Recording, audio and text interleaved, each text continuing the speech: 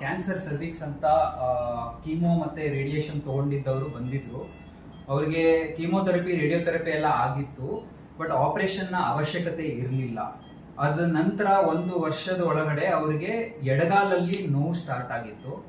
So ಹಲವಾರು ಕಡೆ ಅವರು ಈ ನೋವಿಗೆ ಕಾರಣ ಏನು, ಅದು ಏನಕ್ಕೆ ಆಗ್ತಿದೆ, ಏನು ಟ್ರೀಟ್ಮೆಂಟ್ ತಗೋಬೇಕು ಅಂತ ಎಲ್ಲ ಕಡೆ ಸುತ್ತಾಡಿದ್ರು ಅದಕ್ಕೆ ಸರಿಯಾದಂತಹ ಟ್ರೀಟ್ಮೆಂಟ್ ಸಿಕ್ಕಿರಲಿಲ್ಲ. ಸೊ ಆಗ ಪಲ್ಸ್ ಹಾಸ್ಪಿಟಲ್ಗೆ ಬಂದಾಗ ಕಲರ್ ಡಾಪ್ಲರ್ ಅನ್ನುವಂಥದ್ದು ಮಾಡಿದ್ರು. ಆಗ ಏನು ಕಂಡುಹಿಡಿದಿದ್ದು ಅಂದರೆ ಎಡಗಾಲಲ್ಲಿ ರಕ್ತ ಚಲನೆ ಕಮ್ಮಿಯಾಗಿ ಹೆಪ್ಪುಗಟ್ಟಿ ಪೂರ್ತಿ ಕಾಲಲ್ಲಿ ರಕ್ತ ಸಂಚಾರ ನಡೀತಿರ್ಲಿಲ್ಲ. ಸೊ ಹೀಗಾಗಿ ನನ್ನನ್ನು ಕಾಂಟ್ಯಾಕ್ಟ್ ಮಾಡಿದ್ರು.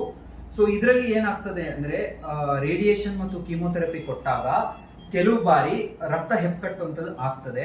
ಇದನ್ನ DVT ಅಂತ ಹೇಳ್ತೇವೆ. ಸೊ ಇದಕ್ಕೆ ಏನ್ ಮಾಡಬಹುದು ಅಂದ್ರೆ ಒಂದು ಪೇನ್ ಪ್ರೊಸೀಜರ್ ಅನ್ನುವಂಥದ್ದು ಒಂದು ವಿಧಾನ ಇದೆ. ಇದರಲ್ಲಿ ಬೆನ್ನ ಎಲುಬಿನ ಪಕ್ಕದಲ್ಲಿ ಒಂದು ನರ ಬರ್ತದೆ. ಆ ನರಕ್ಕೆ ಇಂಜೆಕ್ಷನ್ ಕೊಟ್ಟಾಗ ಸೊ ರಕ್ತ ಸಂಚಾರ ಚಲನೆ ಇಂಪ್ರೂವ್ಮೆಂಟ್ ಆಗಿ ಅವರಿಗೆ ಪೇನ್ ಕಮ್ಮಿ